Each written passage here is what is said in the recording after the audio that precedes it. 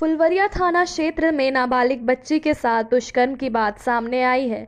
घटना फुलवरिया थाना क्षेत्र की है, जहां पीड़िता की बहन ने बताया कि घर के पास ही मेडिकल शॉप चलाने वाले सुधीर कुमार उर्फ गोलू ने उसकी छोटी बहन को बुलाया और बहला फुसलाकर छत पर ले जाकर के दुष्कर्म की घटना को अंजाम दिया। साथ ही पीड़िता की बहन ने बताया कि मेडिकल शॉप चलाने वाले आरोपी सुधीर कुमार मेरी बहन को बुरी नीयत से देखता था और जब भी मेडिकल शॉप पर कुछ दवाई लेने जाती थी तो हमेशा मेरी छोटी बहन से कहता था कि तुम अपनी बहन से सेटिंग करा दो।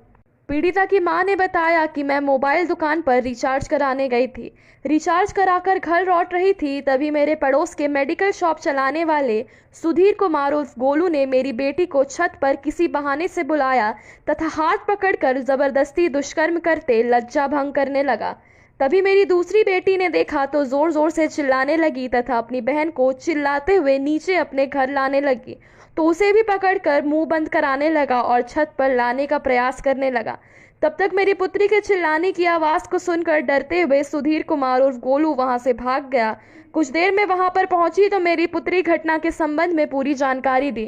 पुलिस स्टेशन को ये खबर मिली थी डायल 112 के माध्यम से। तुरंत डायल 112 की गाड़ी वहां पहुंची थी और पीड़ित बच्ची को मेडिकल के लिए ले जाया गया है, उसका मेडिकल कराया गया, वो ठीक है। उसके फर्द बयान पे पॉक्सो की सुसंगत धाराओं में केस दर्ज हो गया है। इसमें जो अभियुक्त है वो लड़की का पड़ोसी ही है और जांच में ये बात पता चली है, जैसा कि लड़की ने बताया है, कि इसने उसको बुलाया था छत पे और बुलाने के बाद उसके साथ गलत काम किया। क्योंकि बच्ची नाबालिग है, बहुत ही गंभीर घटना है ये, तो पॉक्सो एक्ट की धाराओं में केस दर्ज हो गया है। और ये जो अभियुक्त है, चूंकि बगल का ही है, ये मेडिकल की दुकान भी चलाता था, इसी बहाने ये जब आती थी बच्ची वहाँ सामान लेने तो उसको इस प्रकार से इसने जान पहचान करके इस टाइप की हरकत इसने की है। तो इसकी गिरफ्तारी के लिए टीम गठित कर दी गई है एसटीपीओ टेंगड़ा के नेतृत्व में। इसके भाई को भी हिरासत में लेकर पूछताछ की जा रही है और जल्द इसकी गिरफ्तारी होगी और इसमें हम लोग इन्वेस्टिगेशन पूरा करके जल्द चार्जशीट करेंगे। और ऐसे मामलों को हम लोग स्पीडी ट्रायल में ही रखते हैं और इस साल ऐसे मामलों में रिकॉर्ड संख्या में सजा हुई है पॉक्सो के मामलों में। तो मुझे पूरा भरोसा है कि बहुत जल्दी इस व्यक्ति को भी हम लोग जो कठोर से कठोर सजा है पॉक्सो एक्ट के तहत वो दिलवा देंगे। क्या कैसे घटना हो बाबू बताओ। वो जब गई थी रिचार्ज करवाने के लिए, रिचार्ज करा के आई है तो मुझे बोली चांद देखने चलो, तो मैं बोली चांद देखने में नहीं जाऊंगी, तुम ही चली जाओ। वो चली गई। उसके बाद ये मेरा भाई आया, उस वक्त बोला क्या निशु दीदी, बगल वाले अंकल जो है ना मेडिकल वाले, मेडिकल का दुकान है उनका, तो वो बोले क्या कि छत पे आओ काम है। तो ये हमको बताया दीदी चलिए ना छत पे प्लीज़। तो हम बोले हम क्या करने जाएंगे, हम नहीं जाएंगे। फिर हम खाना खाने बैठ गए। फिर मुझे ऐसा लगा कि जाना चाहिए, मेरा दिल ऐसा कहा, तो मैं गई। उसके बाद मैं जैसे ही देखी, मतलब वो उसका नीचे वाला वस्त्र उतरा हुआ था बहन का और उसका भी उतरा हुआ था, दोनों का मैं साथ में देखी और उसका मुंह दाबते हुए देखी और उसे पूरे बांधते हुए देखी। तो वो हम जैसे देखे हम चिल्लाए तो वो भी उठा, वो उठ के अपना कपड़ा पहने और ये उठ के मेरे पीछे आ गई। मेरे पीछे आने के बाद ये भी जोर जोर से चिल्लाने लगी, बहुत रोने लगी। वो कहने लगी ये मेरे साथ ज़बरदस्ती करने की कोशिश कर रहा था, बहुत रोई। उसके बाद वो मेरा मुंह दाबने की कोशिश किया, लेकिन मैं बोली खिलाफ मेरे शरीर में भी टच मत करना। वो चला गया, तुरंत छत का कलेक्शन है, छत पर से फिर वो चला गया। फिर मैं रोने लगी तो वो फिर आया। उसके बाद फिर बोला कि प्लीज़ शांत हो जाइए, प्लीज़ चुप हो जाइए। मैं बोली मेरे शरीर में और मेरे एक हाथ भी टच मत करना। उसके बाद वो चला गया, भाग गया। उसके बाद मैं से नीचे लेके आई, वो बीच वाली छत पे आई। उसके बाद मैं उसे बोली कपड़ा पहन लो। वो पैर पहनने लगी, दीदी पापा को मत बताइए, मम्मी को बताइए, नहीं तो बदनामी होगा, पापा मम्मी डर जाएंगे। वो कहने लगी, वो मेरे साथ बहुत ज़बरदस्ती करने की उसने मैं बहुत बोली, लेकिन बात फिर भी मम्मी मेरे चिल्लाने की आवाज़ से आई। मम्मी पूछी, मम्मी को बताए। मम्मी को बताने के बाद उसके बाद पापा आए, फिर पापा को बताया। हम कहे पापा हम आपसे इजाज़त लेना चाहते हैं, हम केस करना चाहते हैं। पापा कहे क्या केस करोगी, बदनामी होगा। हम कहें बदनामी से नहीं करना चाहते, क्योंकि आज हमारे घर की बेटी के साथ ऐसा हुआ, कल को दूसरे घर की बेटी के साथ ऐसा होगा। इसीलिए आपको हिम्मत उठाना होगा और आप ये मत सोचिए कि हमारे घर की बेइज्जती होगी या इसका बेइज्जती होगा, इसका शादी नहीं होगा, ये सब बिल्कुल मत सोचिए। क्योंकि अगर आप आवाज़ उठाएगा तो आपका पब्लिक भी साथ देगा। कौन थे वो लोग जो ऐसा कर रहे थे? बस हमारे घर के बगल में है, रखे पड़ोसी लगेंगे। बाला मेडिकल है, उसका मेडिकल का दुकान है, नाम बाला मेडिकल है। नाम क्या? नाम सुधीर है, सुधीर कुमार। शादी और 35 साल का वो है, 45 साल का है। और शादी भी नहीं करना चाह रहा था, शादी इधर ही 6 महीना पहले हुआ है। अच्छा। और जहाँ तक मुझे पता है उसकी वाइफ यहाँ नहीं है, वाइफ गई भी है मायके। इसलिए उन्होंने फायदा उठाया और आया। पर पापा को बोली, पापा ने फिर मामा को फ़ोन की तो मामा 112 नंबर दिए। उसके बाद उसके कॉल करने के बाद पुलिस को बोले, पुलिस फिर लोकेशन और पता की। पर हमको लगता है मैं पुलिस को 8:30 बजे तक इन्फॉर्म कर दूँगी, ऐसा मैं बट कह सकती हूँ। मतलब ये घटना कल शाम के 7 बजे की है? 7:30 बजे की घटना हुई है।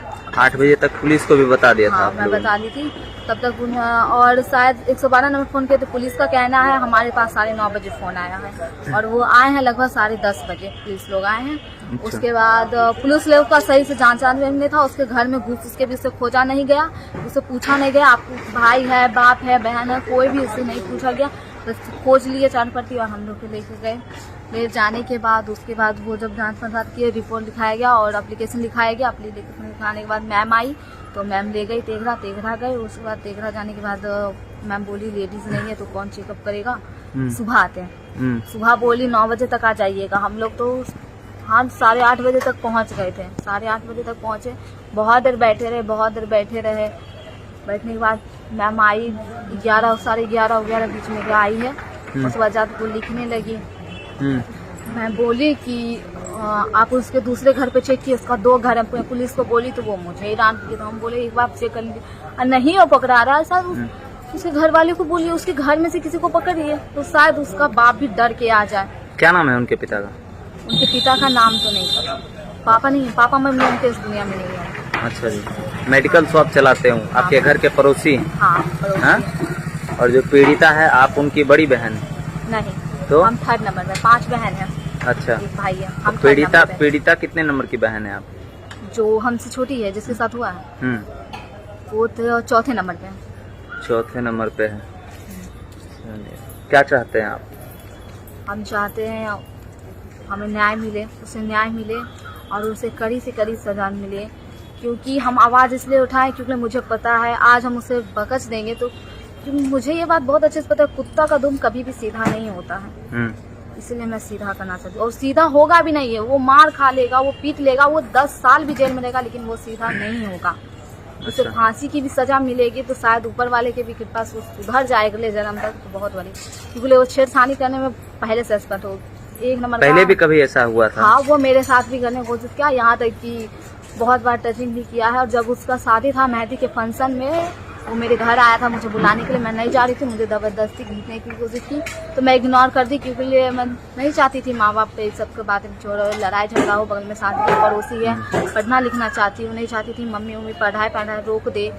इसके बाद मैं चुप रही, जाने दी। उसमें मैं दुकान पे जाना छोड़ दी। उसका नेचर मुझे अच्छा नहीं लगता था, मैं छोड़ दी जाना। मेरी बहन छोटी वाली सबसे छोटी जो 5 नंबर पे वो जाती थी, उसको कहा है कि तुम अपनी दी से मेरा सेटिंग करवा दो, अब मेरा पका हुआ बाल उखाड़ो। उसे बहुत बार देखे तो उसे डांटे, बोले बोलने दो, पागल है, रहने दो। और आज यही नतीजा है इग्नोर करने का। घटना इतना बड़ी घट गई है।